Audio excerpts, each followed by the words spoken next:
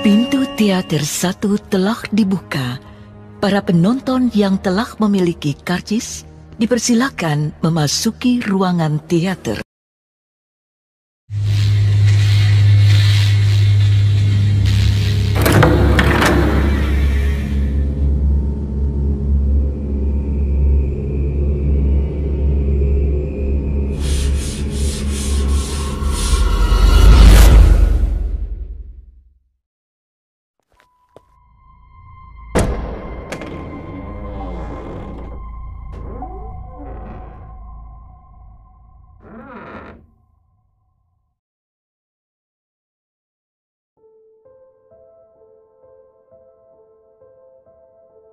Dinginnya embun pagi kali ini tidak seperti biasa. Bukan hanya udara pagi yang membuat suasana beberapa hari ini menjadi lebih dingin, tapi kepergian Pak Le dan Cahyo cukup membuat suasana di rumah jauh berubah. "Kula nuwun, permisi." Terdengar suara seseorang perempuan mengetuk pintu rumah Bu Le dari luar. Bu Le yang masih memandangi masakannya merasa sedikit tidak asing dengan suara itu. Sekar, kok mendadak?" Tanya Bu Le yang cukup kaget melihat kehadiran Sekar di rumah itu. "Iya Bu Le, aku kangen," balasnya dengan singkat. "Aduh, ayo masuk. Maaf, rumahnya masih berantakan." "Kalau gitu, sini Sekar bantuin bersihin Bu Le." Bu Le tersenyum melihat kedatangan Sekar. Namun di balik itu Bu Le masih merasa bingung untuk menjelaskan keberadaan Cahyo dan Pak Le kepada Sekar. "Sudah, nggak usah repot-repot. Bu Le sudah masak sayur asem. Makan dulu yuk, temenin Bu Le. Sekar nginep kan?" ajak Bu Le. "Iya dong Bu Le, tenang. Sekar gak bakal ngerepotin lagi kayak dulu," balas Sekar. Bu Le sedikit mengingat kejadian saat Cahyo menyelamatkan Sekar saat tragedi gending alas mayit. Saat itu Sekar datang ke rumah dalam keadaan linglung dan masih sulit untuk berkomunikasi. "Wah, menu doyanannya Cahyo nih, sayur asem, ikan asin." Sekar terlihat bersemangat sembari membantu menghidangkan lauk ke meja makan. "Iya Sekar, sayangnya orangnya belum bisa pulang," ucap Bu Le dengan nada yang sedih. "Sudah gak apa-apa Bu Le, Cahyo pasti baik-baik aja. Sekar gak khawatir kok sama Cahyo dan Pak Le," hibur Sekar sembari mengambilkan lauk untuk Bu Le. Bu Le menatap Sekar. Ia terlihat begitu tegar. Sepertinya Sekar juga sudah mengetahui tentang keadaan Pak Le dan Cahyo sekarang. Sekar lebih khawatir sama Bu Le. Tinggal sendirian itu gak enak. Kalau boleh, Sekar nemenin Bu Le di sini ya, sampai Mas Cahyo pulang, pinta Sekar. Bu Le tersenyum mendengar niat baik Sekar. Jelas kehadiran Sekar hari ini merubah suasana rumah ini menjadi lebih berbeda. Bu Le, sendirian aja?" tanya seseorang ibu yang berpapasan dengan Bu Le di pasar. "Enggak kok, ada yang nemenin Bu," balas Bu Le sembali memilih sayuran di salah satu lapak. "Wah, Pak Le sudah pulang. Akhirnya ya Bu Le, jarang sekali Pak Le pergi selama ini," balas ibu itu. "Belum, Pak Le belum pulang Bu," balas Bu Le. Tak lama Sekar datang menghampiri Bu Le dengan membawa beberapa bumbu masakan yang baru saja ia beli di sisi lain pasar. "Nah, ini Sekar, calonnya si Cahyo." Bu Le memperkenalkan Sekar kepada tetangganya itu. "Wah, calonnya Cahyo, cantik ya. Bisa-bisanya itu bocah bandel begitu dapat calon sayu ini," balas ibu itu. Sekar mencubit Bu Le dan seketika menjadi salah tingkah dengan perkenalan itu. Awalnya ia ingin protes, tapi saat melihat Bu Le tersenyum menikmati perbincangan itu, ia pun mengurungkan niatnya. "Ih, Bu Le, Sekar malu tahu," ucap Sekar sembari perjalanan pulang. "Gak apa-apa Sekar, biar Cahyo kaget pas pulang nanti ditanyain ibu-ibu sekampung," balas Bu Le sembari tertawa kecil. Sekar pun juga ikut tertawa. Ternyata Bu Le juga punya sifat iseng juga. Lambat laun warga desa pun semakin mengenal Sekar. Bu Le juga sangat terbantu dengan keberadaan Sekar di rumah. Suatu ketika Bu Le melihat Sekar menari di pendopo belakang rumah tempat biasa Pak Le dan Cahyo berkumpul. Awalnya Bu Le merasa khawatir kalau itu ada hubungannya dengan kutukan yang menyerang desanya dulu. Tapi ternyata Bu Le salah. Kekhawatirannya pun pudar setelah melihat raut wajah Sekar yang menari dengan senyum pengikut alunan nada yang ia setel dari radio tape milik Cahyo. "Bu Le baru tahu kamu bisa nari," ucap Bu Le mencoba menegur Sekar yang baru selesai dengan tariannya. Bu Le jadi malu," balas Sekar. Tapi tarianmu bagus loh, boleh sampai pangling. Sekar pun mematikan tape-nya dan merapikan aksesoris yang ia kenakan. Iya Bule, Sekar juga gak mau kalah dari Mas Cahyo. Sekar harus bisa ngalahin trauma Sekar. Tarian korban kutukan gending alas mayit itu gak boleh terus menghantui Sekar, balasnya. Bule tersenyum dan menghela nafasnya. Ia merasa saat ini semua orang di dekatnya sedang berusaha untuk menjadi sosok yang lebih baik. Sekar pun mengajak Bule untuk ke tengah mengikuti gerakan Sekar meliuk-liuk di pendopo itu. Awalnya Bule canggung, namun sepertinya mereka berdua menikmati alunan musik itu dan tidak henti-hentinya tertawa menertawakan keasikan mereka. Di bawah bulan purnama malam itu tidak lagi tarian mengerikan yang terjadi seperti saat dahulu. Saat ini Purnama menjadi saksi kebahagiaan dalam tarian mereka yang bisa dinikmati oleh mereka berdua. Sementara itu di tempat lain, desa Kandimaya. Pelan-pelan saja Nyai, sebentar lagi kita sampai. Ucap Naya menemani Nyai Kirana mendekati Bukit Batu. Iya Naya, maaf ya, malah jadi ngerepotin kamu. Balas Nyai Kirana. Repotin apa Nyai? Justru Naya senang diajak ke sini. Pemandangannya indah. Hutan-hutan di sini juga masih hijau. Jawab Naya dengan wajah sumringah. Nyai Kirana menatap Naya dengan tersenyum seperti sedang menatap wajah anak perempuannya sendiri. Panggil ibu aja ya Naya, jangan panggil Nyai. Ucap Nyai Kirana sembari mengelus kepala Naya. Sontak wajah Naya terlihat canggung. Sudah, nurut aja, ayo lanjut lagi. Ucap Nyai Kirana tanpa memberikan kesempatan Naya untuk menjawab. Baik Nyai. Ibu. Balas Naya yang tidak mampu menyembunyikan senyumnya. Cukup lama perjalanan yang mereka lakukan untuk mencapai tempat yang mereka tuju. Sebuah makam di atas Bukit Batu. Tertulis nama seseorang yang penting untuk Nyai Kirana dan Danan di desa sana. Bisma Sambara. Seorang yang pernah menyelamatkan ayah Naya sewaktu kecil dan juga ayah dari seorang yang sangat Naya sayangi. Terlihat seekor burung jalak kecil sedang hinggap di atas batu nisan itu. Sepertinya sarangnya juga tidak jauh dari tempat mereka berada. Maaf ya Mas, Kirana baru bisa kesini lagi. Gumam Nyai Kirana sembari membersihkan makam suaminya itu. Naya menatap tingkah laku Nyai Kirana yang menurutnya terlihat romantis walau sosok lelaki yang ia sayangi sudah tidak lagi ada di sisinya.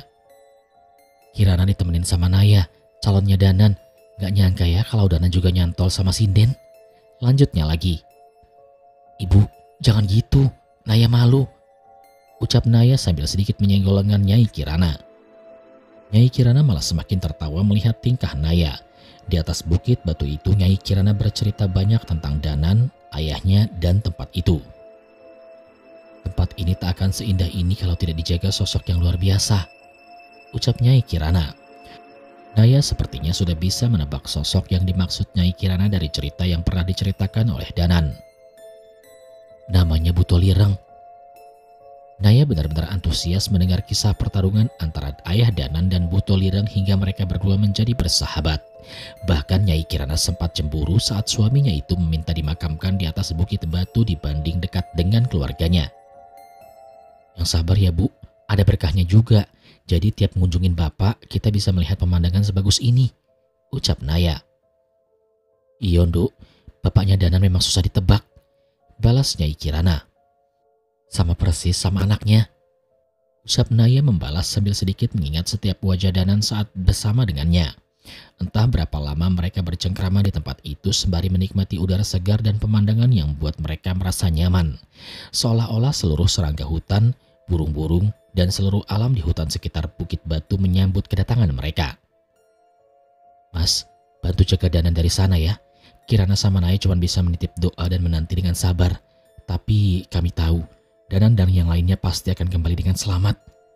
Ucap Nyai Kirana. Naya tahu betul di balik wajah yang kuat Nyai Kirana tersimpan rasa khawatir yang mendalam atas anaknya itu. Sebelum memutuskan untuk pulang, Nyai Kirana menyanyikan sebuah tembang dengan suara yang merdu di atas Bukit Batu itu. Naya tahu dengan jelas bahwa itu adalah tembang yang sangat disukai ayah Danan semasa hidupnya. Naya pun mengimbangi suara Nyai Kirana dan membiarkan suasana mereka berdua menghibur siapapun yang mendengar di atas Bukit Batu itu. Entah itu hewan, dedaunan yang jatuh, rimbunnya pepohonan, ataupun hanya seekor burung jalak yang setia mendengarkan dari atas batu nisan itu. Sementara itu di tempat lain, di puing-puing desa Kumolorandu. Tepat saat Mbah Jiwo dan Pak Waja kembali ke desa itu, seluruh suasana kembali mencekam. Langit kembali terlihat menghitam dengan puluhan makhluk memantau mereka dari kejauhan. Mbah Jiwo, Pak Waja yang khawatir mencoba memastikan keadaannya.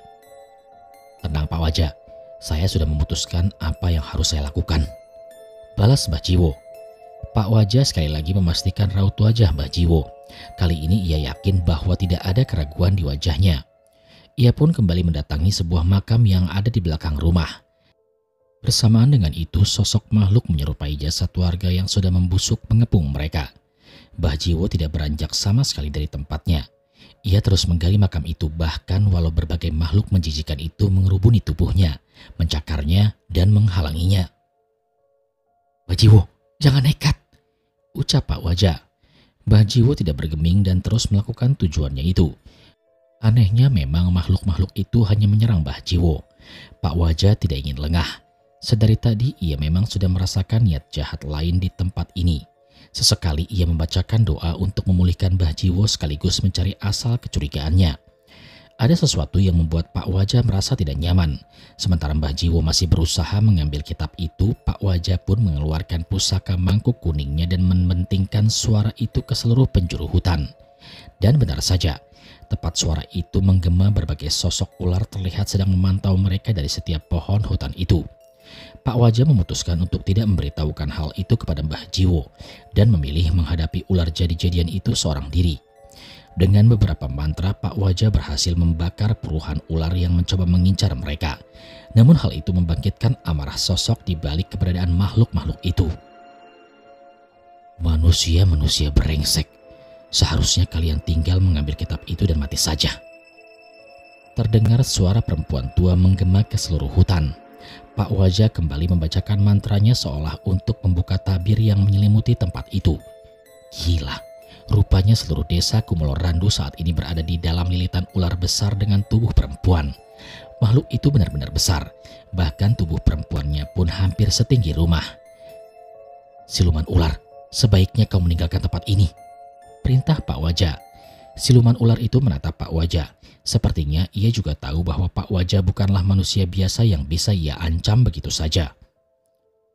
Orang itu harus mempertanggungjawabkan darah yang ditumpahkan oleh leluhurnya. Kau tidak berhak ikut campur, ucap siluman ular itu. Pak Waja benar-benar tidak ingin menggubris ucapan siluman ular itu. Sebaliknya, ia membacakan sebuah mantra untuk menciptakan batas berupa api yang membakar perbatasan desa. Urusan Mbah Jiwo dengan warga desa, bukan dengan siluman seperti kau, ucap Pak Waja dengan tegas. Orang-orang itu mengabdi kepadaku, orang itu juga urusanku. Siluman ular itu masih tidak ingin menyerah. Namun Pak Waja sekali lagi tidak ingin menggubris dan berpaling ke arah Mbah Jiwo untuk memulihkan lukanya walau sedikit. Apa yang Pak Waja lihat saat itu adalah pemandangan yang mungkin tidak pernah ia lihat lagi.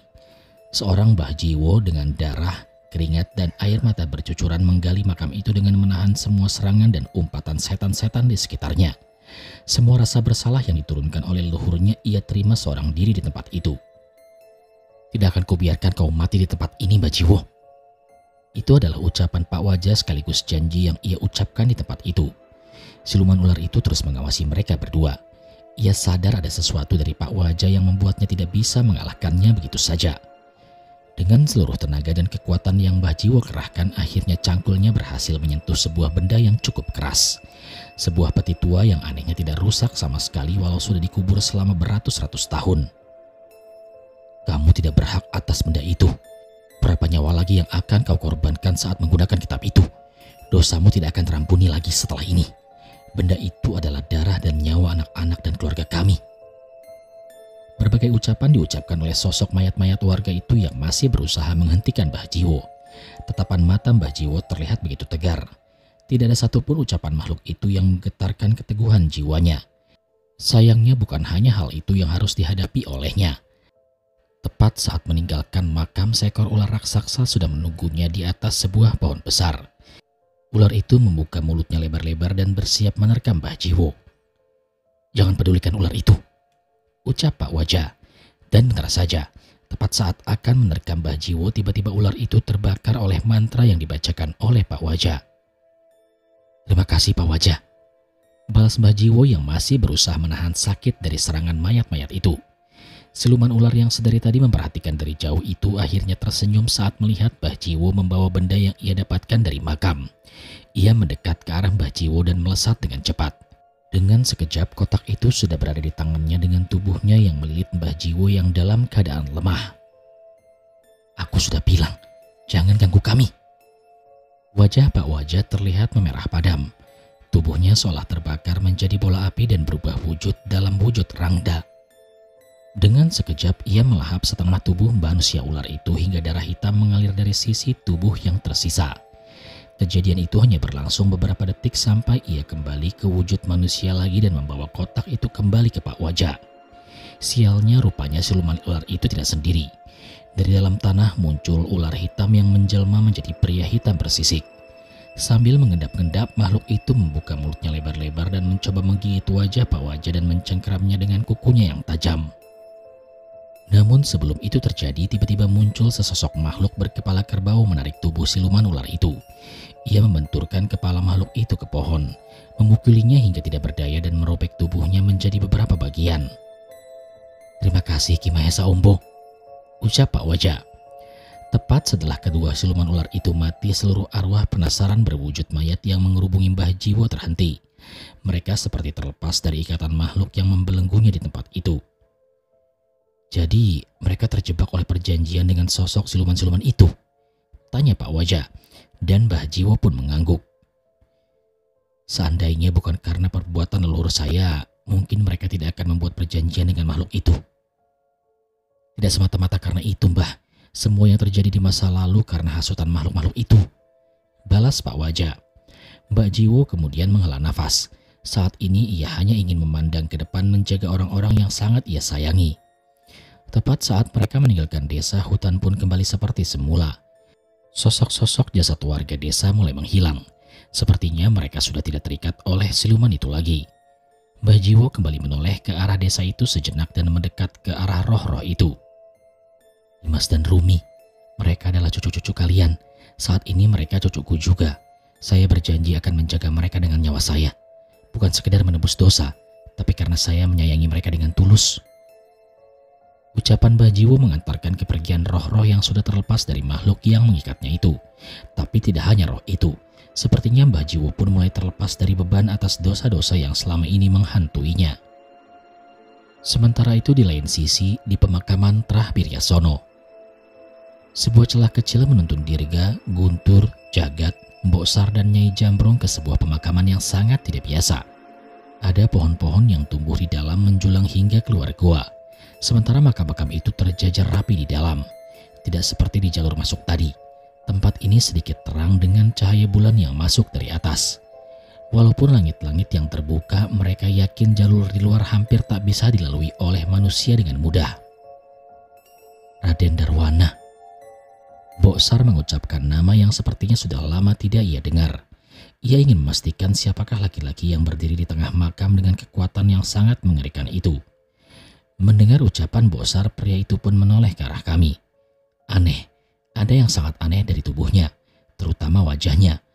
Wajahnya terkadang seperti berubah menjadi manusia yang menyeramkan, dan kadang seperti manusia biasa. Mereka semua menduga bahwa orang itu sendiri mungkin tidak dapat mengendalikan hal itu. "Tidak usah, seluruh saripati dari jasad-jasad yang ada di sini sudah lebih dari cukup. Jangan sia-siakan nyawamu, cucuku," ucap sosok yang dipanggil dengan nama Raden Darwana oleh Mbok Sar itu. "Cucu, aku sama sekali tidak merasa ada hubungan darah dengan iblis sepertimu," bantah Mbok Sar. Raden Darwana tidak memperdulikan ucapan Mbok Sar. Sebaliknya, ia menghancurkan salah satu makam di tempat itu dengan tangan kosong. Tangannya kemudian menggenggam sebuah tengkorak yang terkubur di makam itu, menghancurkannya dan membuangnya. Ia terus memasukkan tangannya seolah mencari sesuatu yang berada di dalam makam. "Hentikan!" Mbok Sar terlihat kesal atas perlakuan Raden Darwana terhadap jasad-jasad yang telah terkubur di tempat itu. Nyai Jambrong menahan Mbok Sar untuk mendekat. Ia tahu dengan jelas bahwa yang berada di hadapannya bukanlah makhluk biasa. Perkiraan mereka memang benar. Raden Darwana tidak sendirian. Saat mata mereka menyapu ke sekeliling goa, samar-samar terlihat dengan jelas beberapa sosok memantau mereka dari kejauhan. Ada satu yang menarik perhatian Nyai Jamrong, seorang kakek tua berambut putih panjang dengan kulit yang sudah membusuk. Tubuhnya hanya tertutup sehelai kain yang sudah lusuh. Satu persatu Raden Darwana merogoh puluhan makam di tempat itu sembari mencari dengan sangat hati-hati. Tulang belulang dan bagian tubuh yang membusuk berserakan dari perbuatan Raden Darwana itu. Lambat laun Boksar pun tak mampu menahan emosi melihat jasad leluhur-leluhurnya diperlakukan seperti sampah oleh Raden Darwana. "Bok, matanya Boksar!" Tiba-tiba Guntur berteriak saat melihat tetesan darah dari mata Boksar yang mengalir di pipinya. "Sudah kubilang, jangan nekat," ucap Nyai Jamrong yang dengan kasarnya menjauhkan Boksar dari tempat itu. Rupanya sedari tadi Boksar mencoba menyerang Raden Darwana dengan ilmunya, namun Boksar kalah telak. Mengetahui mengerikannya kemampuan Raden Darwana, Jagat bersama Nyai Jamrong mencoba menghentikan ritual yang dilakukan oleh Raden Darwana. Jagat mengeluarkan sebuah keris dari tasnya dan membacakan sebuah doa. Ada kekuatan merah menyala dari celah warangkanya saat jasad menarik keris itu keluar. Jagat mengincar dengan benar posisi jantung Raden Darwana dan menghujamkan kerisnya itu. Namun dengan sebuah gerakan Raden Darwana dapat menghindari serangan itu. Di sisi satunya Nyai Jamrong sudah bersiap mendaratkan kakinya tepat di wajah Raden Darwana. Namun sama saja, tidak ada satupun dari serangan mereka yang mengenai sosok itu. "Ki Walang Lunggono, urus mereka."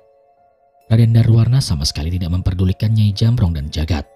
Ia hanya fokus mencari benda di berbagai makam yang ada di sana. Sebaliknya, kali ini sosok kakek menjijikkan yang dipanggil Ki Walang Lunggono itu sudah menghadang kami. Jagat tidak ingin mengulur waktu lagi. Ia menyerang kakek itu bersama dengan Nyai Jamrong. Namun tiba-tiba tubuh mereka terhenti dengan sendirinya. "Kalau kamu masih muda, pasti akan aku ajak nari." Ki Walang Lunggono meledek Nyai Jamrong yang sekuat tenaga berusaha menggerakkan dirinya. Sementara itu Ki Walang Lunggono menari-nari dengan aneh seolah mempermainkan kami. "Dirga!" Jagat berteriak sembarikan memberi isyarat kepada Dirga. Tak berapa lama sebuah keris pusaka melayang menyerang ke arah Ki Walang Lunggono. Ia dapat menghindari dengan mudah, namun kakek itu tidak sadar bahwa ada sebuah keris lagi yang melayang menyerang kakinya. "Bocah busuk!" Merasa kesal dengan serangan Dirga, Ki Walang Lunggono pun mengejar sosok Dirga yang masih berusaha mengendalikan kerisnya. Dengan sigap Guntur menarik sarungnya dan mengibaskan menghalangi pandangan kakek itu. Tepat saat di tempat Dirga, kakek itu tidak menemui sosok yang melukainya itu. "Aku tidak sudi menari dengan anjing," ucap Nyai Jamrong yang muncul di posisi Dirga. Ia pun segera mendaratkan sebuah pukulan dari tangannya yang terikat oleh sebuah tasbih. Kakek itu terpental, namun mereka tahu itu tidak fatal. Saat mereka ingin kembali menyerang, tiba-tiba goa itu diselimuti dengan kekuatan yang sangat menakutkan. Mereka semua menoleh ke arah pemilik kekuatan itu. Sekali lagi pemandangan mengerikan terlihat di hadapan mereka. Raden Darwana menggenggam bola mata yang masih utuh yang ia dapat dari salah satu makam. Ia memakannya tanpa tersisa. Tidak hanya itu, ada telinga, jari tangan, bagian yang tidak terbayangkan dari jasad di makam itu ia makan hingga habis. "Rupanya ada bagian tubuh dari jasad itu yang tidak bisa membusuk," ucap Nyai Jamrong. "Maksud Nyai?" tanya Jagat. Ada aliran dari tantra kiri yang menggunakan bagian tubuh jasad manusia untuk mencapai kesempurnaan ilmunya. Lebih dari itu, jasad-jasad itu memiliki bagian tubuh yang hidup di dua alam dan tidak bisa membusuk. Jika ritualnya berhasil, orang itu bisa kapan saja menggunakan kekuatan dari Jagat Segoro Demit. Jelas Nyai Jamrong. "Maksudnya Raden Darwana bisa terhubung dengan energi tak terbatas dari Jagat Segoro Demit?" tanya Guntur. "Benar. Itu salah satu cara yang ditawarkan kepadaku saat masih menganut ilmu hitam," jelas Nyai Jamrong. Mengetahui hal itu, sontak kami berempat menyerang Raden Darwana secara bersamaan. Tapi sekali lagi kami gagal. Tubuh kami terhenti dengan mantra yang dinyanyikan oleh Ki Walang Lunggono. "Hanya butuh 100 nyawa lagi," gumam Raden Darwana yang wujudnya tiba-tiba berubah menjadi hitam dan menghilang di balik bayangan. Samar-samar mereka pun merasakan kepergian sosok Raden Darwana. "Dia kabur, Nyai," ucap Guntur. "Kabur? Kalian yang sama sekali tidak pantas menghadapi Raden. Kalian hanya hadiah dari Raden untuk Dan benar saja, tak lama setelah kepergian Raden, tiba-tiba tak ada satupun dari mereka yang dapat bergerak. Mata mereka memerah dengan darah yang memaksa keluar dari setiap rongga di tubuh mereka. "Demit sialan!" teriak Dirga sembari menyerang Ki Walanglunggono dengan memerintahkan kerisnya. Sayangnya kali ini makhluk itu bisa menghindarinya dengan mudah sembari menari memainkan langkahnya. Tak ada sedikit pun dari tariannya yang indah. Ia hanya memutar sendi-sendi dan memamerkan bagian busuk dari tubuhnya. "Dirga, cukup!" teriak Mas Jagat. "Tapi Mas..." "Iya Dirga, wajahmu pucat. Fokus baca doa buat menangkal kutukan Ki Walang itu," ucap Guntur yang sadar bahwa Dirga bisa saja kehilangan kesadarannya. Selain karena kehabisan darah, jurus yang digunakan Dirga juga sangat membebani dirinya. Tak ada yang bisa mereka lakukan lagi selain berusaha untuk menahan kutukan Ki Walanglunggono dengan doa-doa dan ajian dari mereka. Sayangnya itu berhasil untuk mengulur waktu saja. Ada sesuatu yang sepertinya Jagat rencanakan. Mulutnya membisikkan sebuah mantra yang membuat kerisnya semakin menyala dengan merah. "Percuma saja bocah goblok, jurusmu itu tak mampu melukaiku," ledek Ki Walanglunggono. Jagat tidak gentar, tapi sepertinya ia juga menyadari akan hal itu. Jurus yang ia gunakan belum tentu bisa berhasil, namun setidaknya ia tidak ingin pasrah begitu saja mati di tempat ini. "Ajian Watu Geni." Keris Jagat menyala bagaikan batu api. Ia sekuat tenaga mengarahkan ujung kerisnya ke arah Ki Walanglunggono dan melontarkan cahaya merah seperti batu api ke tubuh kakek itu. Dengan percaya diri, Ki Walanglunggono bersiap menghadapi serangan itu. Tapi ada yang aneh. Ki Walanglunggono tidak bergerak, malah sebaliknya, ia menghentikan gerakannya seolah kesakitan di salah satu sisi. "Berhasil?" tanya Guntur. "Bukan, itu bukan kekuatanku," ucap Jagat. Aneh, tubuh Ki Walanglunggono terkoyak-koyak tanpa ada satupun dari mereka yang bisa menyerang. Mereka semua pun mulai bisa menguasai tubuhnya kembali. "Jagat, serang lagi. Kali ini gunakan darahmu di pusaka itu." Tiba-tiba terdengar suara Mbok Sar yang memaksa masuk ke dalam ruangan itu. Jagat terlihat ragu. Ia tidak mengerti. Seharusnya darahnya tidak akan berpengaruh terhadap pusaka itu. "Jangan bingung. Danan sedang menghadapi tubuh asli kakek setan itu," perintah Mbok Sar. Ki Walanglunggono tersadar akan bahaya dari serangan berikutnya. Ia pun memaksa dirinya untuk menerjang Jagat. "Guntur, giliranmu," perintah Nyai Jambrong. Sebuah batu gunung dilemparkan oleh Guntur ke arah kakek itu, namun dapat dihindarkan dengan mudah. Guntur sudah mengetahui itu dan menyusulnya dengan melepaskan sebuah tendangan kepada kakek itu. "Mati saja kau bocah." Ki Walanglunggono memutuskan untuk menghabisi Guntur dengan kuku-kukunya yang menghitam. Sebelum serangan itu mengenai Guntur, sesuatu menghantam kepala kakek itu dan membuat serangannya meleset. "Rasain kakek peot, kalau Mas Jagat punya jurus ajian Watu Geni, ini yang nama ajian Watu Sirah," ledek Guntur yang berhasil mengalihkan perhatian Ki Walanglunggono dan mendaratkan tendangan ke tubuhnya hingga terpental. Ada Nyai Jambrong yang sudah menunggu kakek itu di belakangnya dan mendaratkan tendangan yang mengerikan di punggung Ki Walanglunggono. Terdengar seperti suara tulang yang patah dari tubuh kakek itu. "Sekarang," perintah Nyai Jambrong. Benar saja, keris yang digenggam Jagat berubah menjadi merah padam seperti sebuah keris yang baru saja selesai ditempa. "Ajian Watu Geni Getih Abang," bisik Jagat mempersiapkan mentalnya. "Ganti lagi nama jurusnya?" tanya Guntur. Berisik, terserah dia yang punya jurus," balas Nyai Jambrong. Ki Walanglunggono benar-benar ingin menghindar, tapi ada sesuatu yang terus melukai tubuhnya di sisi alam lain. Dalam hitungan detik, keris Jagat mengoyak tubuh Ki Walanglunggono. Ia pun tidak ingin melepaskan kesempatan itu dan memisahkan setiap bagian setan itu agar tidak berdaya. Sayangnya keris yang Jagat gunakan tidak mampu menahan ajian itu dan pecah berkeping-keping. "Aku akan kembali pulih dan menghabisi kalian dengan lebih sangat mengerikan," ancam Ki Walanglunggono. Namun ancamannya tidak sesuai dengan apa yang terjadi kepada tubuhnya. Api hitam tiba-tiba muncul membakar tubuh-tubuhnya. "Tidak, apa ini?" "Itu jurus Pak Le," ucap Guntur yang berusaha memulihkan dirinya. Mbok Sar terlihat mengangguk. Ia melemparkan sedikit air ke sebuah kubangan dan menunjukkan apa yang terjadi di dalam jagat Segoro Demit. "Empat makhluk lainnya sudah menyatu dengan tubuh Raden," teriak Danan. "Raden? Bukannya Raden baru saja pergi meninggalkan gua ini untuk mencari tumbal?" tanya Dirga. Pemandangan di dalam genangan air itu menunjukkan keberadaan jasad Ki Walanglungkono yang sama persis dengan yang barusan mereka kalahkan. Makhluk itu ada dua. Guntur juga bingung. Nyai Jambrong mendekat dan memperhatikan apa yang terjadi di dalam sana. Di hadapan Danan dan Cahyo terlihat sosok yang sama persis dengan Raden Darwana tadi. Jadi begitu, ucap Nyai Jambrong. Begitu apa, Mbah? Tanya Guntur. Tubuh dan sukma mereka terbagi menjadi dua alam.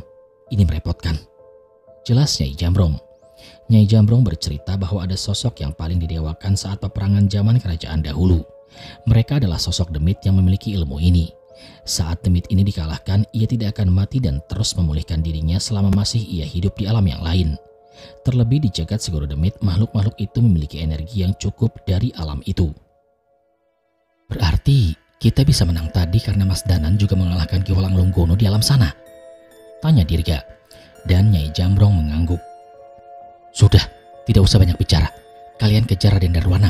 Ratusan warga di kampung Kulon terlihat mengamuk. Mereka kesurupan. Perintah Mbok Sar yang setengah mati menggunakan ilmu cenayangnya untuk mengetahui keberadaan Raden Darwana. Ayo Mbok, kita pergi. Guntur mencoba membantu Mbok Sar tapi ia menolak. Saya akan menuntun kalian dari tempat ini.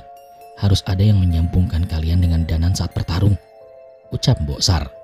Nyai Jambrong menolak. Ia segera berusaha menggendong Mbok Sar, namun Mbok Sar melawannya dengan memukul kepalanya. Tidak usah memaksa, kamu yang paling tahu kondisi saat ini. Tapi ya nggak mungkin kalau aku tinggalin kamu di sini, balas Nyai Jambrong. Aku tidak sendirian, ucap Mbok Sar. Aku di sini bersama leluhurku. Melihat kebulatan tekad itu, Nyai Jambrong pun memutuskan untuk mengikuti perintah Mbok Sar. Ingat, kamu pasti aku jemput, ucap Nyai Jambrong. Mereka pun bersiap untuk meninggalkan gua itu. Namun sebelum keluar, tiba-tiba Mbok Sar memanggil sekali lagi. Jagat Putra Sampara, itu namamu kan? Jagat terhenti dan menoleh ke arah Mbok Sar. Iya Mbok, ada apa dengan nama saya? Kamu juga salah satu yang terpilih dari terahmu. Kamu juga tidak lebih lemah dari Danan dan Bimo, ucap Mbok Sar dengan kata-kata yang mengambang. Jagat pun berjalan mendekati Mbok Sar, namun Mbok Sar memberikan tanda untuk menahannya. Penghancur pusaka, itu gelarmu. Aku tidak tahu lebih dari itu. Kenali leluhurmu lebih dalam untuk mencari tahu, ucap Mbok Sar. Jagat tidak puas. Ia ingin kembali kepada Mbok Sar, namun Nyai Jambrong menariknya. Dia sudah bilang, dia tidak tahu lebih dari itu, ucap Nyai Jambrong sembari menggiring mereka semua keluar dari gua itu. Saat itu langit terlihat gelap menyembunyikan cahaya purnamanya. Ada rasa merinding yang membuat mereka berempat menoleh ke arah yang sama. Desa Kulon, cepat Mas Jagat, banyak yang mati di sana, ucap Dirga yang jantungnya seolah merasa teriris saat merasakan hawa mengerikan dari arah itu. Mereka pun sekuat tenaga meninggalkan hutan menuju tempat itu. Dari dalam kegelapan muncul dua orang di belakang Mbok Sar. Sepertinya mereka sudah meninggalkan hutan, ucap Pak Wajah yang menghampiri Mbok Sar. Memangnya apa masalahnya bila mereka melihat apa yang akan kalian lakukan? Tanya Mbok Sar. Kami tidak ingin mereka berpikir untuk melakukan apa yang akan kami lakukan ini kelak, jawab Mbah Jiwo dengan menggenggam buku hitam di tangannya. Mbok Sar menghela nafas melihat tatapan sayu dari Pak Wajah dan Mbah Jiwo. Ritual ini hanya bisa dilakukan oleh pendosa seperti kami, ucap Pak Wajah sembari menghampiri beberapa makam. Lakukan apa yang kalian butuhkan dari tempat ini. Bila jasad leluhurku tidak cukup, jangan ragu untuk menggunakan jasadku, ucap Mbok Sar sembari mengambil posisi duduk bersila di hadapan sebuah genangan air. Kini cerita kembali ke sudut pandang Danan. Angin berhembus di padang pasir yang kami lewati. Saat itu aku masih memikirkan keadaan Jagat dan yang lainnya yang berusaha mengeluarkan kami dari alam ini. Nyi, kenapa berhenti? Tanya Cahyo yang melihat Nyi sedang rangu sesekali terhenti menoreh ke arah bangunan-bangunan misterius tadi. Tidak, kita lanjut saja, ucap Nyi Sendang Rangu. Nyi Sendang Rangu berjalan melewati kami, tapi kali ini kami tidak menyusulnya. Ia pun menoleh ke arah kami. Kita yang harus menghadapinya kan Nyi? Tanyaku. Bodoh, itu sama saja bunuh diri, ucap Nyi Sendang Rangu yang kembali berpaling untuk berangkat, tapi kami tidak bergerak sama sekali. Apa yang Jagat dan yang lainnya lakukan tidak lagi hanya tentang menyelamatkan kita kan, Nyi? Kami tahu rencana mereka membawa mereka ke bahaya yang lebih besar. Tambah Pak Le. Nyi Sendang Rangu yang mengerti kerasnya hati kami pun terhenti. Ia mengibaskan selendangnya dan membuat kabut. Samar-samar ada bayangan Jagat, Dirga, Nyai Jambrong, dan Guntur yang sedang bertarung di mulut goa. Nenek jenayang itu masih mencoba menghubungkan inderanya denganku. Pencarian mereka akan mempertemukan mereka dengan sosok yang disebut dengan Raden Darwana itu. Jelas Nyi Sendang Rangu. Gak mungkin, jangan-jangan Raden Darwana itu sudah berhasil hidup di dua alam? Tanya Pak Le. Nyi Sendang Rangu pun mengangguk. Sepertinya ia mendapatkan panggilan penglihatan dari Mbok Sar. Mendengar penjelasan itu, sontak tanpa berbicara kami semua menaiki tubuh Wanasura dan Kliwon untuk kembali ke puing bangunan misterius itu. Lawan kalian kali ini di luar kemampuan kalian, peringat Nyi Sendang Rangu. Tidak ada yang lebih sempurna selain Tuhan. Aku percaya kita pasti akan menemukan kelemahan dari makhluk itu, ucapku saat itu. Secepat mungkin kami pun kembali ke tempat mengerikan itu. Ada sebuah bangunan yang memancarkan hal mengerikan dari dalamnya. Kami pun segera melompat ke arah kompleks bangunan itu untuk mencari tahu apa yang terjadi di sana. Tepat saat berada di tengah-tengah wilayah itu, penciuman kami terganggu dengan bau mayat menyengat di mana-mana. Ini seperti dulu, Nan, ucap Cahyo yang mengingat kejadian di omah kandang mayit dulu. Mungkin ini lebih mengerikan, balasku sembari menatap ke beberapa patung arca yang wujudnya tidak asing bagi kami. Kami berhati-hati memasuki wilayah itu. Sudah jelas banyak yang mengintai kami dari kejauhan, namun sepertinya mereka tidak bermaksud mendekat tanpa adanya perintah. Samar-samar terdengar suara nafas yang berat dari salah satu celah sisi puing bangunan. Kliwon yang kembali ke wujud kera kecilnya tiba-tiba berlari menuju ke arah itu. Kliwon, mau kemana? Panggil Cahyo. Kami pun tidak punya pilihan selain mengikuti Kliwon. Di alam ini hampir setiap gerak-gerik Kliwon pasti memiliki maksud. Kliwon pun berlari menuju celah-celah reruntuhan. Ia seolah memberi isyarat kepada kami untuk menyingkirkan batu-batu itu. Ada sesuatu di tempat itu. Suara nafas yang berat terdengar semakin jelas. Ada sosok yang terbaring di tempat itu. Tubuhnya tampak mengerikan. Ia terbaring dengan berbagai luka yang seharusnya sudah membuat makhluk itu mati. Makhluk itu pun waspada dengan kedatangan kami, namun sepertinya Kliwon mampu menenangkannya. Itu makhluk apa, Pak Le? Tanyaku. Embuhnan, tapi kalau Kliwon berani mendekat, mungkin saja bukan makhluk jahat, ucap Pak Le. Kalian, bagaimana manusia bisa berada di alam ini? Ucap makhluk itu. Kami tersesat. Jenengan siapa? Kenapa bisa luka separah ini? Tanya Cahyo sembari menjemput Kliwon. Kalau kalian tidak ada urusan, sebaiknya kalian segera meninggalkan tempat ini. Kalian pasti mati bila Raden dan anak buahnya menemukan kalian, ucap makhluk itu. Kliwon melompat ke arah Pak Le seolah memintanya untuk memulihkan sosok itu. Pak Le pun mengerti dan mencoba membantunya. Ada cahaya dari geni baraloka Pak Le yang menerangi ruangan itu. Saat ini baru dengan jelas dia adalah makhluk yang menyerupai manusia yang tingginya hampir 3 meter. Sebagian tubuhnya tertutup bulu dengan beberapa pusaka tersemat di bagian tubuhnya. Percuma, pusaka yang menopang hidup saya sudah diambil. Saya akan tetap mati, ucap makhluk itu. Dan memang benar, geni baraloka Pak Le bisa menutupi luka makhluk itu. Tapi ada yang aneh, energi kehidupan makhluk itu tetap tidak kembali. Maksudnya seperti apa? Bagaimana bisa? Tanya Pak Le. Nyi Sendang Rangu mendekat. Ia menatap sosok makhluk itu. Dia bukan makhluk hidup biasa. Dia adalah pusaka yang diberi kehidupan untuk sebuah misi. Saat inti pusakanya diambil atau rusak, ia akan mati, jelas Nyi Sendang Rangu. Aku dan Cahyo saling menatap. Baru kali ini aku dan Cahyo melihat pusaka hidup dalam arti yang sebenarnya. Melihat kemampuan Pak Le dan keberadaan Nyi Sendang Rangu, sepertinya makhluk itu memutuskan untuk berbicara sesuatu. Saya Nyai Kulambang yang ditugaskan untuk menjaga gua makam Trabirya Sono. Saya ditarik ke alam ini. Ada setan tua bernama Ki Walang Runggono yang menghabisi saya dan mengambil inti pusaka saya, jelasnya sembari menunjuk ke salah satu arca berwujud kakek tua. Untuk apa? Apa ada hubungannya dengan Raden Darwana? Tanyaku. Nyai Kulambang yang segera menoleh ke arahku saat menyebut nama itu. Firasatku memang benar. Sepertinya keberadaannya juga ada hubungannya dengan musuh yang akan kami hadapi nanti. Apa kalian ke tempat ini dengan tujuan itu? Tanya Yai Kulambang. Dan kami pun mengangguk. Secara singkat kami menceritakan tentang keadaan kami dan yang lainnya di alam manusia. Walaupun mustahil, resiko yang kami ambil sebanding dengan nyawa manusia yang dipertaruhkan.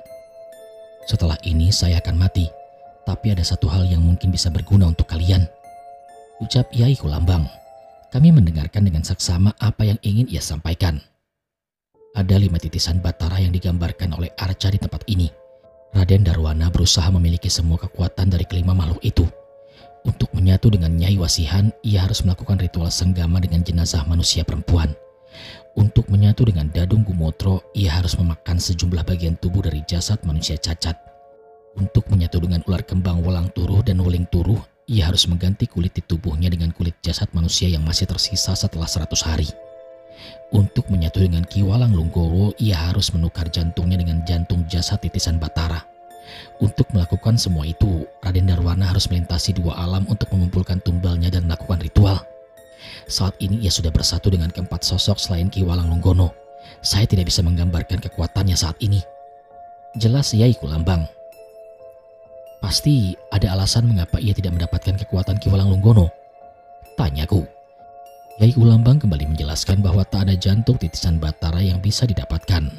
Walau begitu, dengan semua kekuatan yang Raden miliki, ia bisa membuat Ki Walang Lunggono patuh kepadanya. Bila benar Raden sekuat itu, apa benar ia tidak terkalahkan? Tanya Cahyo. Yai Kulambang pun menggeleng. Ada bagian jasad kelima terakhir Yasono yang masih tersisa di alam ini. Semuanya tersimpan di setiap patung arca. Bentuknya bisa serpihan tulang, tetesan darah, atau apapun. Mereka sengaja meninggalkannya saat mengembalikan makhluk-makhluk itu ke alam ini. Jadikan itu semua benda yang bisa melepaskan kekuatan Raden Darwana, jelas Yai Kulambang. Aku menatap ke arah setiap arca itu dan dari awal aku sudah menduga bahwa patung itu adalah buatan manusia. Mungkin saja mereka adalah orang-orang dari Trahbir Yasono yang menyelamatkan kerajaannya dulu. Ada satu lagi, ucap Yai Kulambang. Kami pun bersiap mendengarkannya, namun entah mengapa aku merasakan hal mengerikan mendekat ke arah kami. Aku tertipu. Terdengar suara kakek tua mendekat ke arah kami. Aku mengenal suara itu. Begitu juga dengan Cahyo dan Pak Le. Pak Le, setan itu, ucap Cahyo. Benar, dia kakek tua yang hampir membunuh kita di pabrik gula, balas Pak Le. Ada yang aneh dengan wajah Nyi Sendang Rangu. Ia beberapa kali menatap tetesan air yang melayang di sekitarnya. Tidak mungkin, makhluk itu. Nyi Sendang Rangu memastikan sekali lagi. Makhluk itu juga sedang bertarung dengan jagat dan yang lainnya di alam manusia. Tunggu, apa maksudnya ini? Apa ada 2 sosok Ki Walang Lunggono? Jangan samakan kami dengan makhluk rendahan seperti kalian. Dengan kekuatan Raden saat ini, aku bisa berada di 2 alam sekaligus, ucap kakek tua itu. Tanpa kami sadari, sosok kakek tua itu sudah berada di dekat Yai Kulambang. Sontak Kliwon berubah wujud menjadi kera raksasa dan mengusirnya. Namun kakek itu terlihat tidak gentar. Setiap serangan Kliwon tak ada yang berhasil mengenai kakek itu. Sebaliknya, Kliwon terlihat kesakitan dengan darah yang mengalir dari setiap lubang di wajahnya. Kliwon, mundur! Perintah Cahyo yang bergantian menyerang kakek itu. Namun sayangnya tubuhnya terhenti. Ada mantra mengerikan di sekitar kakek itu. Inti pusakamu hanya mampu memberikan daya hidup, tapi ada sesuatu yang lebih berharga dari itu kan? Ucap Ki Walang Lunggono. Yai Kulambang terlihat panik. Ia mencoba menjauh dari Ki Walang Lunggono. Jangan sampai makhluk itu mendapatkan bola mata saya. Itu satu-satunya peninggalan Raden Cokro yang menghentikan Raden Darwana, ucap Nyai Kulambang dengan panik. Seketika itu juga kami mendekat menyerang ke arah Ki Walang Lunggono. Berat, begitu berat. Setiap mendekat ke arahnya tubuh kami seolah terhenti dengan rasa sakit yang ingin meledak. Bahkan Nyi Sendang Rangu pun tidak bisa menahan semua kutukan di sekitar Ki Walang Lunggono. Tapi tepat saat kakek tua itu berhasil mendekati Yai Kulambang, tiba-tiba muncul kilatan bersama sosok bayangan hitam yang mendekati Yai Kulambang. Maafkan saya. Samar-samar terdengar suara yang kami kenal dari arah bayangan itu. Sosok itu semakin terlihat jelas. Dengan tangan kosong ia mencungkil kedua bola mata Yai Kulambang dengan sadisnya. Bajiwo, itu Bajiwo, teriak Cahyo. Kami semua menoleh dan menyaksikan apa yang dilakukan olehnya. "Bah, apa maksudnya ini? Dia bukan makhluk jahat," ucapku saat itu. Mbah Jiwo tidak membalas. Sebaliknya, ia malah terjatuh dan memuntahkan darah. Walau begitu, ia tidak menghentikan ritualnya dengan tangan kosong melebur kedua bola mata itu bersama batuan di tangannya hingga menjadi 2 buah batu bulat. "Tidak ada waktu untuk menjelaskan. Ini bukan lagi tentang mengembalikan kalian dari alam ini. Karena ada ratusan nyawa yang bergantung dengan nyawa kalian, termasuk nyawa Dirga dan yang lainnya," teriak Mbah Jiwo sembari melemparkan salah satu pusaka yang ia buat dari mata Yai Kulambang. "Apa ini, Mbah?" tanyaku. "Biar aku yang menjelaskan. Pergi selamatkan dirimu," teriak Yai Kulambang kepada Mbah Jiwo. Aku tidak menyangka Yai Kulambang akan mengatakan hal itu pada seseorang yang telah mencungkil kedua bola matanya. "Dan terima kasih," ucap Yai Kulambang yang semakin lemah. Ki Walang Lunggono tidak berniat melepaskan Mbah Jiwo. Sedari tadi ia mencoba menyerangnya, namun ada kekuatan tak kasat mata yang melindungi Mbah Jiwo. Mbah Jiwo berjalan tertatih menuju kilatan tempatnya ia datang. Kami hendak membantunya, namun Pak Le menahanku. "Sudah ada yang menjaganya," ucap Pak Le. Dan benar saja, samar-samar aku melihat sosok Rangda yang tengah berjalan mempertahankan mati-matian celah itu. Serangan Ki Walang Lunggono tertahan oleh kekuatan Pak Wajah yang menjaganya dari balik celah itu. "Teman kalian sedang dalam bahaya. Aku melihatnya dari mataku yang dibawa oleh temanmu," Yai Kulambang memperingatkan. "Lalu, apa yang harus kami lakukan?" Saat itu juga kami panik dan bingung. "Serang kakek brengsek itu dengan pusaka yang dibuat dari bola mataku," perintah Yai Kulambang. Aku terlihat bingung tapi tidak dengan Cahyo. Ia segera merebut batu bulat itu. "Wanasura, kembali!" Cahyo memerintahkan Wanasura kembali ke tubuhnya. Ia memperkuat lengannya dengan kekuatan Wanasura dan menghantam Ki Walang Lunggono sekuat-kuatnya. Dan berhasil.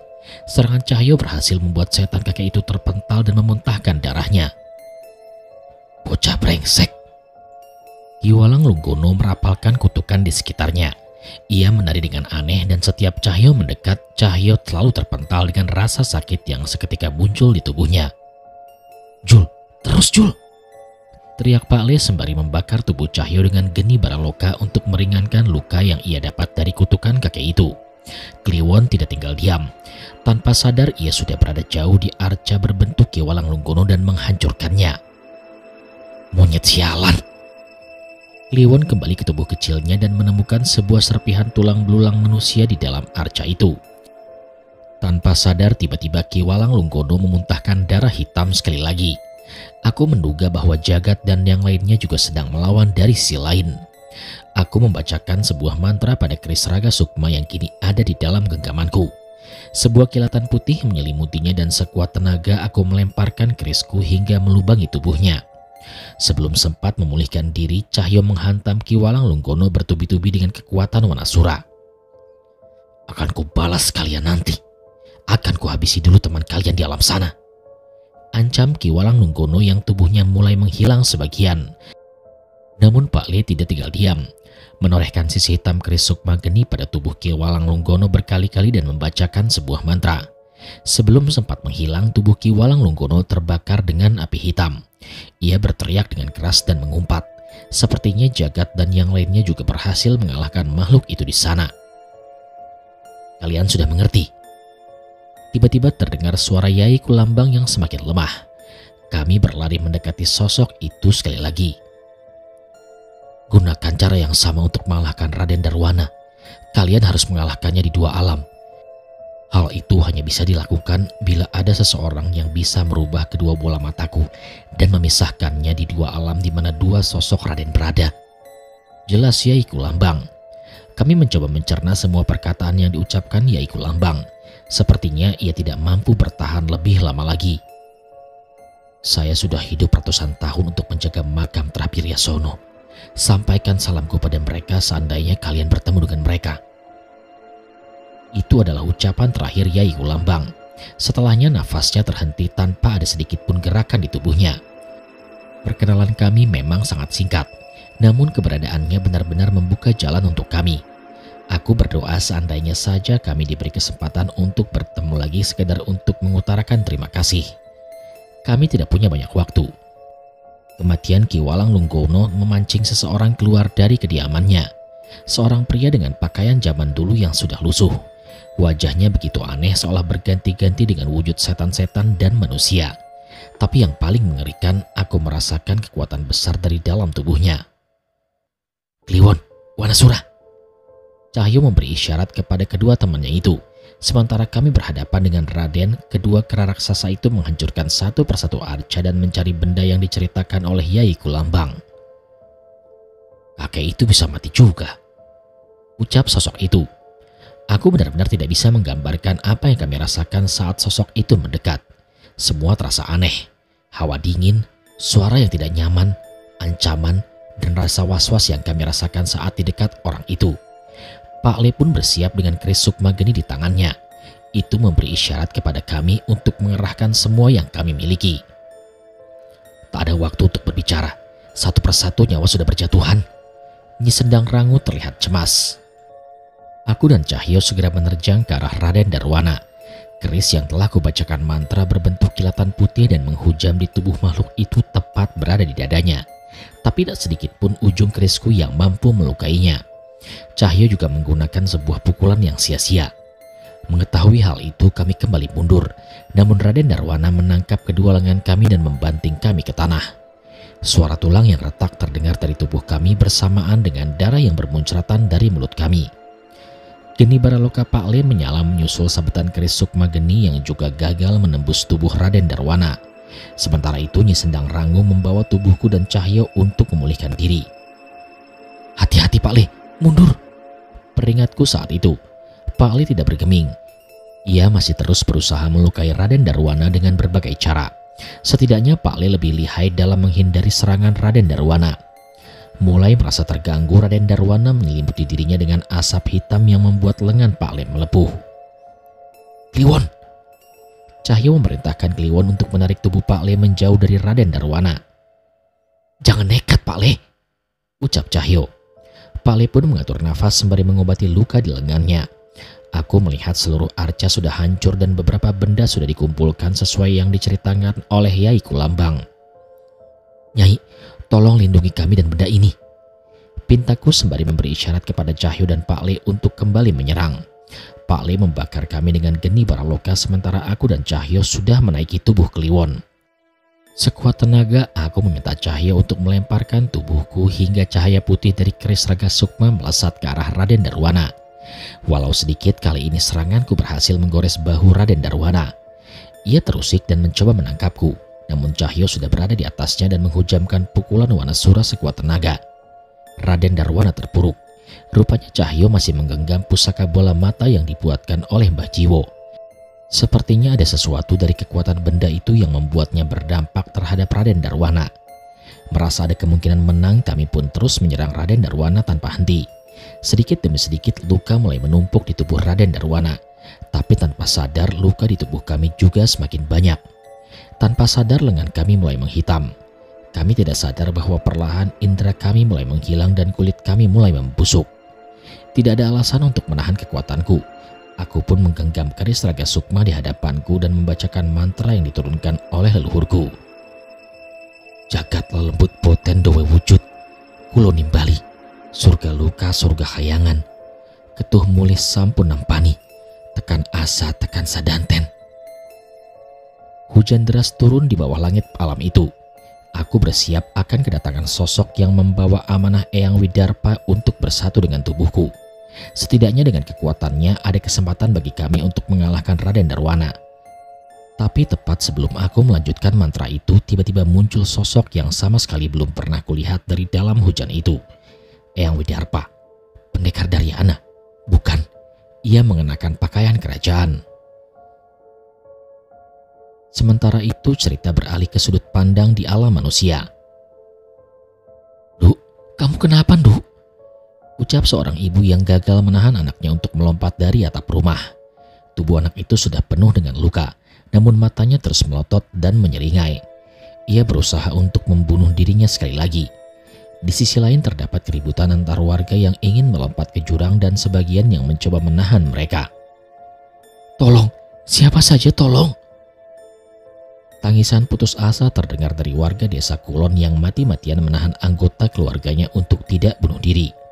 Malam itu terasa sangat mencekam dengan berbagai sosok mengerikan yang tertarik dengan kejadian itu.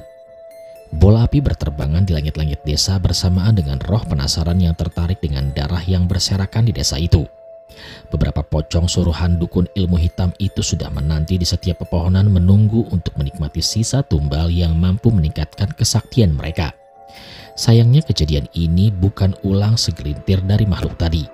Seseorang yang duduk di salah satu batu besar di mulut hutan menikmati pemandangan itu sembari menunggu setan suruhannya membawa jasad yang telah kosong ke hadapannya saat itu. "Raden Darwana!" teriak Guntur yang tidak mampu menahan emosinya saat melihat tumpukan mayat di hadapan Raden Darwana. Mendampingi muridnya, Nyai Jambrong segera menyerang Raden Darwana secara bersamaan. Namun sayangnya makhluk itu bukanlah manusia biasa. Bahkan tanpa ilmu hitam pun Raden Darwana juga merupakan pendekar terlatih. Dirga tidak lagi menahan kekuatannya. Ia memanggil kekuatan 4 wujud keris Dasa Sukma dan menyerang Raden Darwana. "Itu nyawa manusia, kau tidak pantas berbuat seperti ini," ucap Dirga sambil meneteskan air mata. Jagat membantunya dengan meminjamkan salah satu wujud keris Dasa Sukma milik Dirga. Pertarungan 4 lawan 1 itu hanya terlihat seperti pertarungan seorang dewasa melawan 4 anak kecil. Hampir tak ada satupun serangan mereka yang mengenai Raden Darwana. "Kalian tahu kalau kalian bisa kubunuh kapan saja," ancam Raden Darwana. "Yang menentukan ajal kami bukanlah kau," ucap Guntur. Walau begitu, mereka sadar benar bahwa Raden Darwana bisa saja menghabisi mereka saat ini. Namun setidaknya mereka harus menahan makhluk itu untuk membunuh lebih banyak lagi. Pertarungan semakin sengit hingga melewati tengah malam. Tak ada sama sekali senyuman di wajah Nyai Jambrong seperti sebelumnya. "Aku tidak mampu membayangkan hukuman yang kau dapat atas dosaku setelah mati. Sebaiknya kau pikirkan apa yang akan kau hadapi setelah ajalmu nanti," ucap Nyai Jambrong. Raden Darwana menoleh kepada Nyai Jambrong. Ia menangkap tangannya dan membantingnya tepat di hadapannya. "Itu hanya terjadi jika aku mati, kan? Sama seperti kau yang akan mati sekarang," ucap Raden Darwana yang menyelimuti tangannya dengan asap hitam dan bersiap menembus tubuh Nyai Jambrong. Namun sebelum itu terjadi, Guntur, Dirga dan Jagat segera menyerang pangkal lengan Raden Darwana secara bersamaan hingga serangannya meleset. Secepat mungkin Jagat menyelamatkan Nyai Jambrong dan membawanya menjauh untuk mengatur nafas, sementara Dirga mengalihkan perhatian Raden Darwana dengan kerisnya. "Dirga gak akan bisa bertahan lebih lama bila menggunakan ilmu itu terus-terusan," ucap Jagat. Nyai Jambrong berdiri dan membersihkan tubuhnya dari debu dan tanah.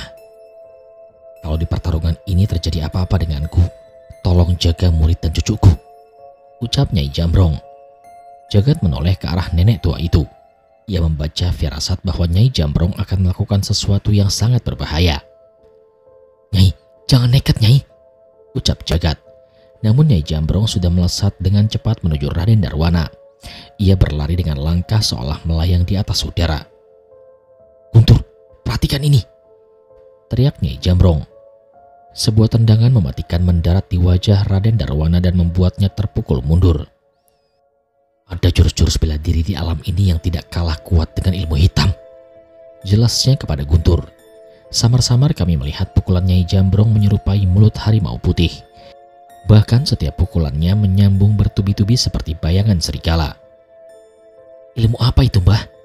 tanya Guntur yang kagum dengan serangan Nyai Jambrong. "Saat kamu sudah menyelesaikan dasarmu, tingkat selanjutnya adalah menemukan bentuk jurusmu. Semua ini harus kau temukan sendiri," ucap Nyai Jambrong. Guntur masih kagum melihat serangan Nyai Jambrong, namun ekspresinya berubah saat mengetahui kekhawatiran Jagat. Tidak seperti sebelumnya, Nyai Jambrong menerima semua serangan yang mengarah kepadanya untuk kembali menyerang. Guntur pun mengumpulkan tenaganya. Kali ini ia membacakan sebuah ajian dan melesat. Bukan ke arah Raden Darwana, melainkan ke arah Nyai Jambrong dan membawanya menjauh dari Raden Darwana. "Bocah goblok, jangan ikut campur," teriak Nyai Jambrong. Guntur tidak menjawab. Ia memanggul tubuh Nyai Jambrong dan membawanya ke tempat yang aman dari serangan Raden Darwana. Tepat saat menurunkan Nyai Jambrong, Guntur tersadar dengan seluruh baju Nyai Jambrong yang sudah cukup penuh dengan darah. "Cukup, Mbah, sisanya serahkan kepada kami," ucap Guntur. Nyai Jambrong tidak terima. Ia bersiap berdiri kembali namun ia terjatuh. Ia tidak sadar kalau satu kakinya telah patah. "Mundur, Guntur, jangan ada yang mati," pinta Nyai Jambrong. "Salah, Mbah. Kalau kita mundur akan lebih banyak yang mati." "Tapi jangan kamu, cucuku." Guntur mengusap air matanya tak mampu menatap tubuh gurunya yang sangat mengenaskan itu. "Gak mungkin dong murid pendekar Nyai Jambrong mati semudah itu," ucap Guntur sembari memaksakan tawanya sebelum meninggalkan tubuh Nyai Jambrong untuk kembali ke pertarungan. "Jagat!"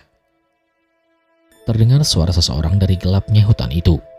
Jagat mengenali bahwa itu adalah suara Mbah Jiwo. Ia menatap ke arah asal suara itu dan menemukan Mbah Jiwo bersama Pak Wajah. "Mbah Jiwo, apa yang terjadi?" Jagat terlihat khawatir dengan keadaan Mbah Jiwo. Ia terlihat semakin kurus. Kulitnya menghitam dengan wajahnya yang pucat. Pak Wajah yang mengikuti Mbah Jiwo segera menghampiri Jagat. "Gunakan waktu kalian. Harus ada yang menjaga anak-anak itu," ucap Pak Wajah yang segera mengambil wujud Rangda dan menyusul Guntur dan Dirga. "Saya sudah mendengar dari Mbok Sar tentang kemampuan istimewamu." Jagat masih belum mengerti tentang apa yang dimaksud oleh Mbah Jiwo. "Sambara penghancur pusaka. Ternyata aku pernah mendengarnya," tambah Mbah Jiwo. Menurut Mbah Jiwo, dulu ada seseorang pendekar dari Trasambara dengan mendalami ilmu pusaka hingga titik puncak. Orang itu mampu memaksimalkan kemampuan pusaka yang ia gunakan. Sekilas orang itu tidak menonjol seperti pendekar-pendekar dari terahnya. Namun saat ada lawan yang hampir mustahil untuk dihadapi, dialah yang akan maju ke garis depan. Semakin hebat pusaka yang digunakan, semakin kuat juga serangan yang dapat ia lakukan.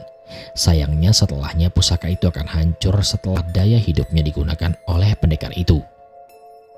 "Maksud Mbah Jiwo, saya mewarisi ilmu dari orang itu?" tanya Jagat dengan bingung. Sekilas Jagat memang selalu mengingat semua pusaka miliknya. Mulai dari pusaka biasa hingga pusaka keramat seperti keris Benggolo Lanang, semuanya hancur tidak bersisa.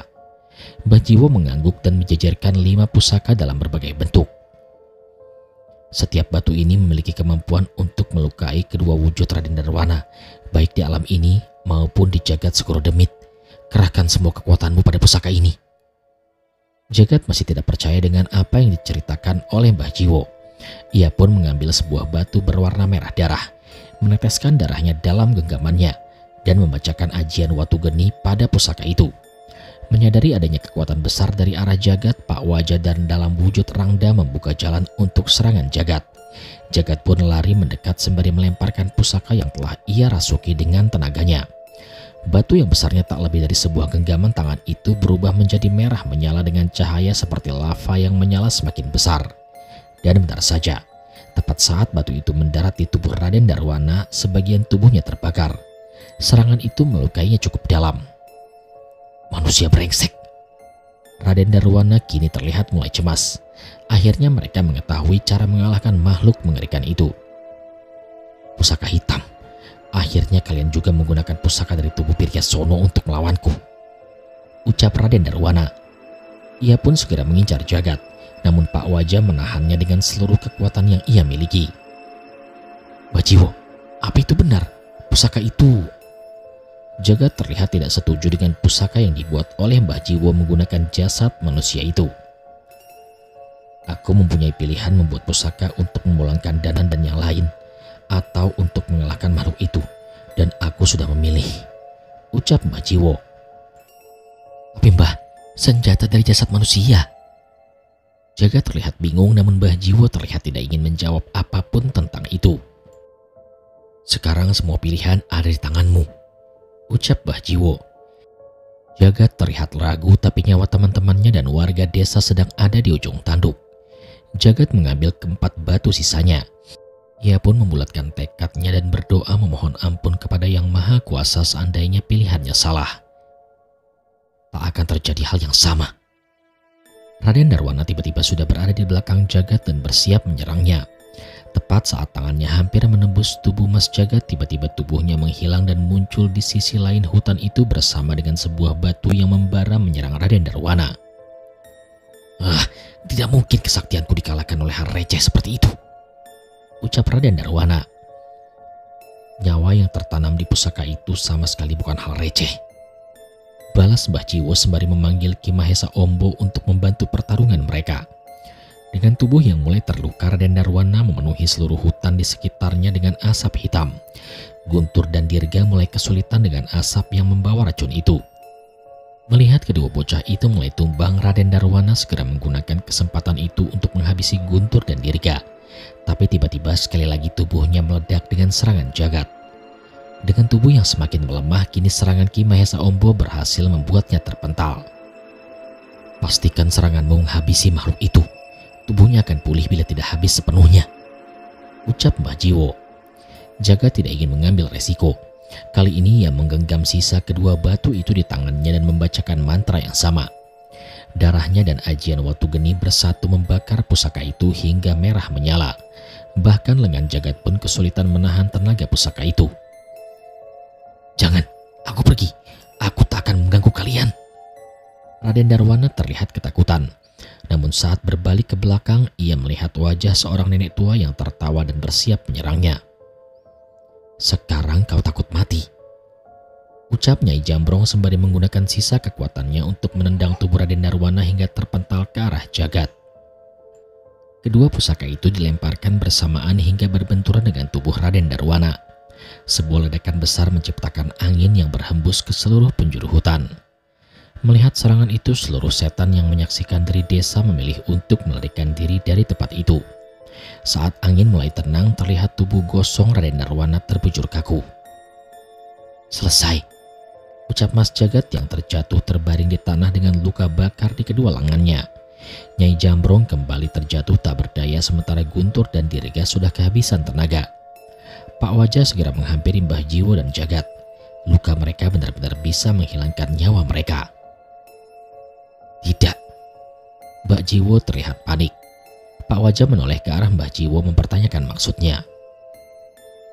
Tubuhnya tidak hancur, tidak mungkin. Mbah Jiwo memaksakan diri untuk berdiri dan memeriksa jasad Raden Darwana. Tubuhnya sudah hitam legam seperti jasad yang terbakar. Namun entah mengapa Mbah Jiwo panik. Maksud Mbah Jiwo apa? Dia sudah mati kan? Tanya Pak Wajah. Aku gagal, ucap Mbah Jiwo. Belum sempat menanyakan lebih lanjut, tiba-tiba muncul cahaya merah dari setiap urat nadi Raden Darwana. Tubuhnya yang sudah menghitam perlahan kembali pulih. Ada kekuatan yang merasuki dirinya entah dari mana. Ini kekuatan dari Jagat Segoro Demit, ucap Jagat. Raden Darwana kembali berdiri. Ia belum dapat berbicara dengan tenggorokannya yang belum utuh. Namun ia terlihat begitu marah dan menghampiri Jagat perlahan dengan kakinya yang kini mulai pulih. Tak ada lagi yang sanggup bertarung dengan Raden Darwana di tempat itu. Bahkan untuk berjalan saja mereka kesulitan. Mbah Jiwo menghadang Raden Darwana sebelum mencapai Jagat. Sementara Pak Wajah berusaha mengobati lengan Jagat sebelum lukanya membunuhnya. Mbah Jiwo, jangan! Teriak Pak Jagat. Tidak tahu apa yang bisa Mbah Jiwo lakukan. Di hadapannya kini terpampang wajah tak berbentuk dari Raden Darwana yang sebentar lagi kekuatannya akan segera pulih. Mati. Dengan suara yang mulai terbentuk, Raden Darwana mengancam Mbah Jiwo dan bersiap menusukkan lengannya ke tubuh Mbah Jiwo. Tapi sebelum itu sempat terjadi, tiba-tiba muncul kilatan dari salah satu sisi hutan. Bersamaan dengan itu melayang sebuah keris yang bersinar putih menyala menebas tangan Raden Darwana. Keris Raga Sukma. Jagat bereaksi melihat keris itu. Samar-samar muncul api putih yang menyelimuti tubuh mereka satu persatu. Secara perlahan luka mereka mulai tertutup. Pak Le, ini Geni Baraloka Pak Le, ucap Dirga dengan bingung. Beberapa kilatan muncul hingga sebuah retakan dimensi muncul di dekat mereka. Wanasura. Terdengar suara Cahyo berteriak bersama terpentalnya sosok yang tidak asing. Raden Darwana. Tunggu, apa maksudnya ini? Raden Darwana ada dua? Tanya Guntur. Maaf teman-teman, musuh kita masih ada satu lagi. ucap Cahyo yang melintas keluar dari retakan dimensi itu. Mbah Jiwo, ini sisa peninggalan anggota tubuh Trah Biryasono yang berada di jagat Segoro Demit. Tolong sekali lagi ubah benda ini menjadi pusaka. Ucap Danan mengantarkan beberapa benda aneh ke hadapan Mbah Jiwo. Dirga, ada yang ingin bertemu denganmu, ucap Pak Le. Dirga pun berdiri dan menghadap ke retakan dimensi itu. Sosok Raden Darwana yang datang tidak diam dan bersiap menyerang kembali, namun Danan dan Cahyo tidak membiarkan makhluk itu mengganggu Dirga. Jadi, inikah penerusku? Tanya seseorang dari dalam gerbang itu. Penerus? Maksud Bapak? Tanya Dirga. Beliau adalah Prabu Arya Darmawijaya, murid dari Mahaguru sekaligus raja sahabat leluhur kami Patih Widarpa. Jelas Pak Le. Mendengar itu Dirga mulai kagum dan memiliki banyak pertanyaan. Eyang, benar Eyang leluhur saya? Ucapnya. Sosok itu mengangguk dan ia mendekatkan tangan ke arah kepala Dirga seolah memberi restu. Waktuku tidak banyak, hanya restuku yang dapat kuberikan padamu saat ini. Kamu akan menemukan jalan untuk menemukan seluruh ilmuku, ucap Prabu Arya. Dirga menatap kepada sosok itu, sepertinya Prabu Arya menahan luka yang cukup fatal. Para penerus Widarpa, kutitipkan cucuku. Masih ada sekelompok pengacau kerajaanku yang harus kuurus di alam itu, ucap Prabu Arya yang segera kembali ke dalam retakan dimensi itu. Eyang, terima kasih. Aku akan ceritakan tentang Eyang ke Abah, ucap Dirga. Sosok itu pergi sembari tersenyum. Bersamaan dengan itu Nyi Sendang Rango muncul dari dalam gerbang dan membasahi kami semua dengan hujannya. Aku tidak menyangka nenek moyang memiliki ilmu yang melintasi jagat Segoro Demit, ucap Danan pada Dirga. Siapa sangka mantra yang dibuat Eyang Widarpa bisa memanggil Prabu Arya yang terjebak di alam itu, tambah Cahyo. Dirga tersenyum melihat Danan dan Cahyo kembali dalam keadaan utuh. Mungkin karena pemilik awal keris Raga Sukma adalah Prabu Arya Darmawijaya. Abah pernah cerita soal itu, tebak Dirga.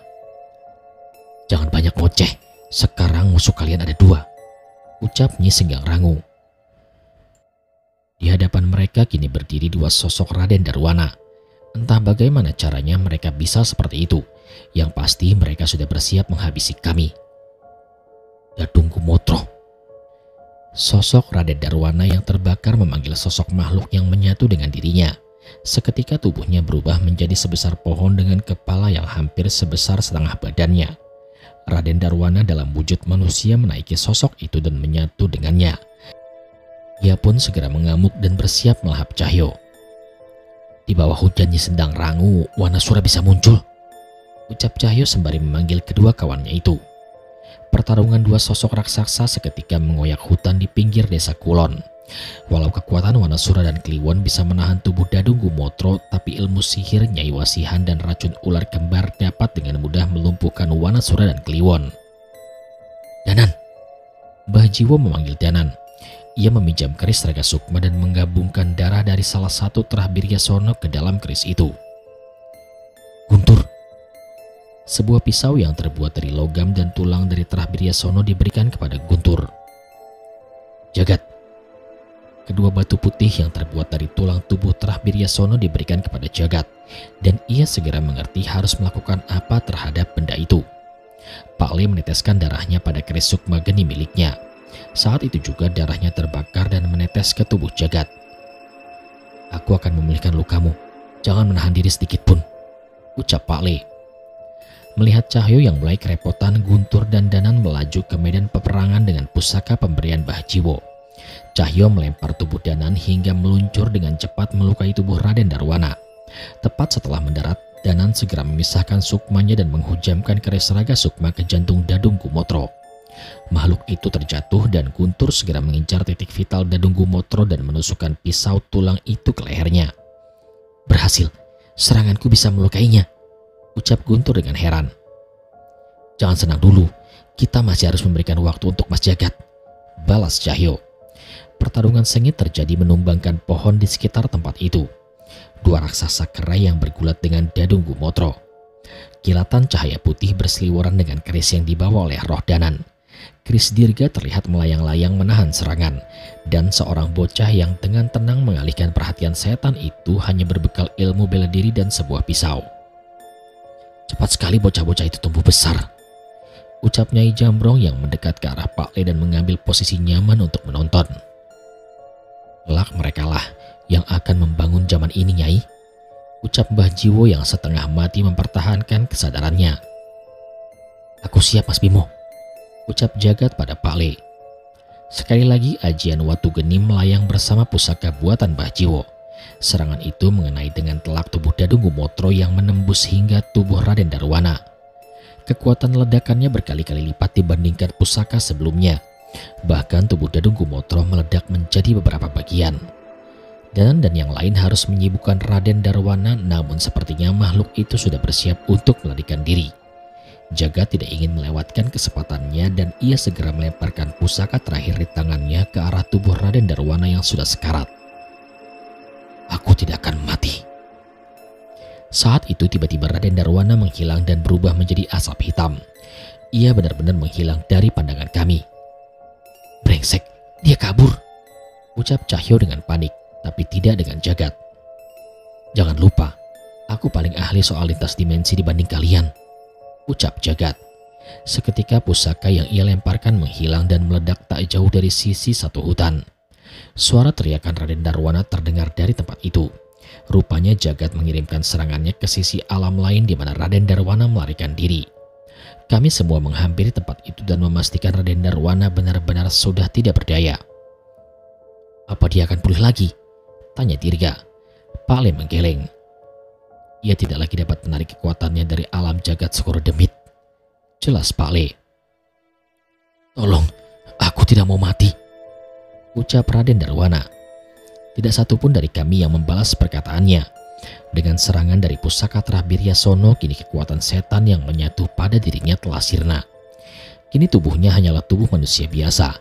Dengan kondisi luka separah itu, ia pun mati setelah meronta-ronta ketakutan dengan ajalnya. Pak Wajah yang masih memiliki tenaga membantu warga desa Kulon yang masih bisa selamatkan. Sementara kami berusaha mengatur nafas dan mengembalikan tenaga kami. "Nyi, jangan hentikan hujannya ya, adem," ucap Cahyo yang menikmati rintikan hujan Nyi Sendang Rangu. "Iya Nyi, air dan udara di alam kita memang yang terbaik," tambah Danan. Nyi Sendang Rangu tidak menjawab dan hanya terdiam menatap rintikan hujannya. "Kenapa diam saja Nyi? Apa ada yang masih salah?" tanya Danan yang mulai merasa khawatir. Nyi Sendang Rangu hanya menggeleng dan menengok ke arah Cahyo. Pak Le mendekat ke arah Mbah Jiwo. Ia merasakan bahwa Mbah Jiwo menanggung beban yang sangat berat. Berurusan dengan jasad manusia yang benar-benar hal yang sangat mengerikan, dan ia dipaksa untuk melakukan hal itu. "Mbah Jiwo, setelah kejadian ini, sepertinya saya ingin mendaftarkan diri sebagai donor organ. Siapa tahu setiap tubuh saya masih bisa berguna untuk orang lain setelah saya meninggal nanti," ucap Pak Le. Mbah Jiwo hanya menoleh ke arah Pak Le sembari tersenyum. Walau ucapannya aneh, tapi setidaknya Mbah Jiwo mengerti maksud baik dari Pak Le. Kini hujan mulai reda bersama dengan kembalinya sedikit demi sedikit tenaga mereka. Cahaya matahari pagi itu menembus dedaunan hutan dan memaksa mereka untuk kembali. Mereka mengantarkan kembali Mbok Sar ke keluarganya. Kini tak ada lagi yang akan mengincar keturunan mereka. Namun entah mengapa Danan masih merasakan ada sesuatu yang misterius dari Trabirya Sono. "Setidaknya kita tahu kalau Mbok Sar adalah orang baik. Jadi seharusnya ia bisa menjaga Trabirya Sono untuk di jalan yang benar," ujang Pak Le menenangkan pikiran Danan. Kini saatnya mereka semua untuk kembali. Ada sebuah kewajiban yang harus mereka lakukan. Sebuah kewajiban sederhana yang sangat bermakna untuk mereka yang menanti mereka. Sebuah kewajiban untuk berkata, "Aku pulang."